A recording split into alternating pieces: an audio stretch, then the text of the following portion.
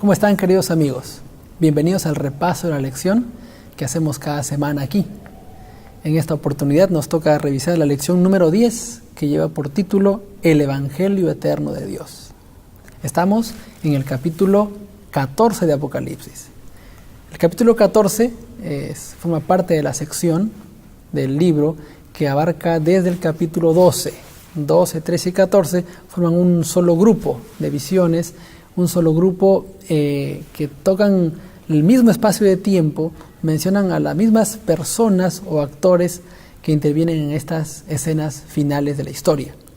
La semana pasada estuvimos viendo la bestia que subía de la tierra, la otra que subía del mar, y cómo se formaría luego una imagen de la primera bestia que actúan como aliados de Satanás. El capítulo 14 nos inicia presentando el cántico de los 144.000. Quiere decir que mientras el dragón, el protestantismo apóstata, el catolicismo estén en su obra de engaño y de confusión, los 144.000 estarían preparándose para la segunda venida de Cristo. Aquí aparecen ya cantando, aquí aparecen con características de tener el sello de Dios. Estos 144.000 aparecen ya como redimidos, en contraposición de la cantidad de gente y de personas que andan recibiendo la marca de la bestia. Algo más. A partir del verso 6 ya comienza el mensaje de los tres ángeles. El mensaje de los tres ángeles es el mensaje que tiene este grupo especial de redimidos. En el capítulo 12, versículo 17, se habla de un remanente especial que iba a ser perseguido por el dragón. El remanente especial tiene dos características: guarda los mandamientos de Dios y tienen el testimonio de Jesucristo. No solamente eso, en el capítulo 14 se ve cómo este grupo tiene ahora una misión que cumplir, una misión profética, una misión especial para el tiempo del fin. Vamos a revisar entonces. Comenzamos este viaje estudiando la palabra del Señor con el siguiente verso, versículo 6.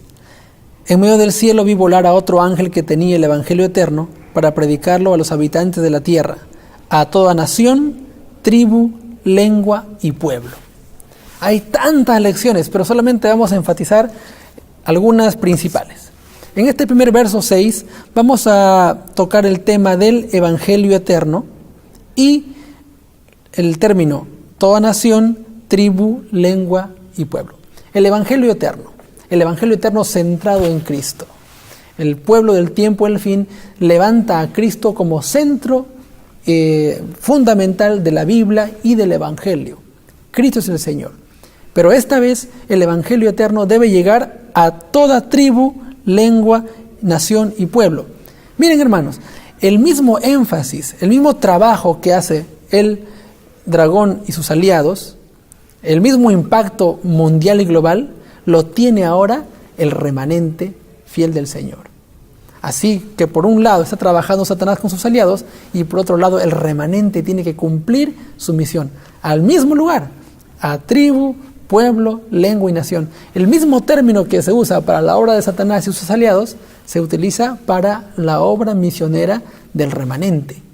Es decir, este mensaje debe llegar a todo el mundo y en simultáneo a la obra de Satanás. Mientras el diablo esté marcando o poniendo su marca de la bestia en la gran mayoría de personas, el remanente también tendrá que levantar la palabra de Dios, el Evangelio eterno. Este Evangelio eterno se presenta ahora con tres mensajes. Vamos con el primer mensaje. Dice, verso 7, temed a Dios y dadle gloria, porque la hora del juicio ha llegado. Adorad a aquel que hizo la tierra, el cielo, el mar y las fuentes de las aguas.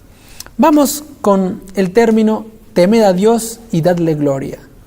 Parte del Evangelio es temer a Dios y darle gloria. Es un binomio que no puede separarse. El que teme a Dios debe darle gloria. El que teme a Dios debe llevar en su vida la manera práctica del cristianismo. Temed a Dios y dadle gloria. Segundo punto del primer mensaje. La hora del juicio ha llegado. Finalmente, la hora del juicio ha llegado. Es decir, estamos en un tiempo final donde comenzaría la primera fase del juicio celestial. Este juicio se lo conoce como el juicio investigador. Nos ubicamos en el tiempo. La profecía indica que este juicio comenzaría en 1844. Este juicio es parte del Evangelio. El Evangelio de salvación incluye el mensaje de juicio. Este mensaje debe ser predicado a todo el mundo, así como Mateo 24:14 dice, que será predicado el Evangelio del Reino a todo el mundo para testimonio de todas las naciones. Mateo 24 y 25 también hablan del juicio, ¿se acuerdan? Cuando viene Jesús y separa las ovejas de los cabritos, el juicio comienza. Y ese es un mensaje que debe predicar el remanente en el tiempo del fin. Otro aspecto del primer mensaje angélico es el llamado a la adoración. Miren qué interesante, hermanos. Él dice, adorad a aquel que hizo el cielo, la tierra y el mar. ¿Ustedes se acuerdan en qué otra parte de la Biblia se habla de adorar a Dios como creador del cielo, la tierra y el mar? Sí, en el corazón de los 10 mandamientos. El cuarto mandamiento, que ordena el descanso del sábado, destaca la importancia de guardar el sábado porque Dios es creador. Miren qué importante. Este tiempo especial, 1844 en adelante, sería la oportunidad para que el remanente predique a Cristo, predique a Dios como creador. ¿Y cómo se hace esto? Guardando el día de reposo. Aquí hay un enlace directo, una conexión estrecha entre la ley de Dios y el tiempo del fin, y el mensaje del primer ángel. Si guardamos el sábado, estamos respetando a Dios como creador. Algo y un detalle importante. ¿Ustedes se acuerdan en qué tiempo comenzó a predicarse la teoría de la evolución? Charles Darwin publicó su libro El origen de las especies por 1860 aproximadamente. Miren cómo en esa fecha, donde iba a ser atacada la doctrina de Dios como creador, el remanente ahora debe predicar a Dios como creador guardando el sábado. El sábado no solamente es una práctica judía, el sábado demuestra que Dios es creador y eso debe ser predicado por el remanente en el tiempo del fin. Vamos con el segundo mensaje. El segundo mensaje dice, ha caído Babilonia, la gran ciudad, porque ha hecho beber a todas las naciones del vino del furor de su fornicación. Babilonia. En los siguientes capítulos vamos a ver a Babilonia como una mujer vestida de escarlata, vestida de rojo. Una mujer en la Biblia, todos sabemos que se refiere a una iglesia. En el capítulo 12, una iglesia verdadera, una iglesia limpia y pura. En el capítulo 14, 15, 16 hasta 17 vemos cómo aparece ella vestida de rojo y con una copa en la mano. Y la Biblia dice que esa copa está llena de mentiras, está llena de enseñanzas erróneas que hace beber a todas. Y se la llama la madre de las rameras. Es la mamá de otras, es decir, aquellas que beben del mismo vino también siguen a la mamá. ¿Quiénes son ellas?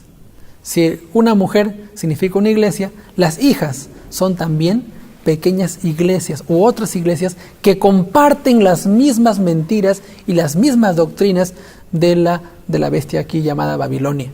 Babilonia conjuga entonces la unión de las mentiras que se predican a todo el mundo. Y aquellas iglesias que enseñan la mentira basada en tradiciones humanas e inmoralidad, lejos de la palabra de Dios, también se unen a este grupo que es utilizado por Satanás. El texto dice, ha caído Babilonia porque ha hecho beber a todas las naciones. Miren lo terrible que es. El remanente debe levantar la palabra de Dios. El remanente tiene que enfrentar esas mentiras, esas enseñanzas que no son correctas. La lección nos comenta algunos detalles que están siendo predicados como si fueran verdad. Por ejemplo, la ética, las definiciones bíblicas sobre género, matrimonio y otras perspectivas diferentes del hogar, del día de reposo. Todo esto está siendo utilizado por Satanás para desviarnos de la palabra de Dios. El remanente dice, ha caído, este sistema de mentiras debe ser desechado y la palabra de Dios debe ser levantada. Finalmente, el mensaje del tercer ángel. Dice la palabra: si alguno adora a la bestia y a su imagen y recibe la marca en su frente o en su mano, él también beberá del vino de la ira de Dios. El llamado final es para elegir entre Cristo o Satanás, entre servir a Dios y no aceptarlo a Él. No aceptar a Dios es aceptar a Satanás. Esta decisión debe ser tomada y todos la vamos a tomar en algún momento de nuestra vida. Hoy todavía tenemos cierta libertad religiosa, pero llegará el momento en que usted y yo tendremos que decidir. ¿Decidiremos por Dios o decidiremos por Satanás? Dice la palabra que aquel que decida vivir en contra de los principios de la palabra de Dios recibirá la marca de la bestia. Y si decide vivir con el pecado, con el antagonista de Dios, tendrá que sufrir las consecuencias. Dios no permite el pecado, Dios no contempla, no soporta convivir con el pecado. Es por eso que tiene que destruirlo. La lección termina mencionando que ese castigo es comparado como un tormento eterno, ¿no? Dice aquí que será atormentado con azufre y fuego delante de los ángeles y del Cordero, y el humo de ellos sube por los siglos de los siglos. Algunos han llegado a pensar que esto se refiere a un tormento eterno, a un sufrimiento sin fin.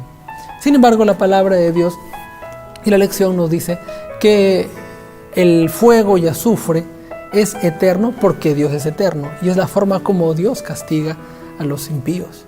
No es que van a estar ardiendo por la eternidad. Eso demandaría o mostraría que Dios es un Dios que se complace en el sufrimiento de las personas. No. Dios destruirá el pecado, y aquel que insiste en vivir con el pecado, aquel que insiste en vivir en contra de su ley, tendrá que también ser castigado. Hermanos, es el momento de que como iglesia nosotros podamos ponernos de acuerdo, organizarnos bien, hacer un movimiento en nuestra iglesia para levantar las verdades de la palabra de Dios. Como remanente tenemos una verdad presente que predicar hoy. Hoy las verdades de la palabra de Dios están siendo dejadas a un lado.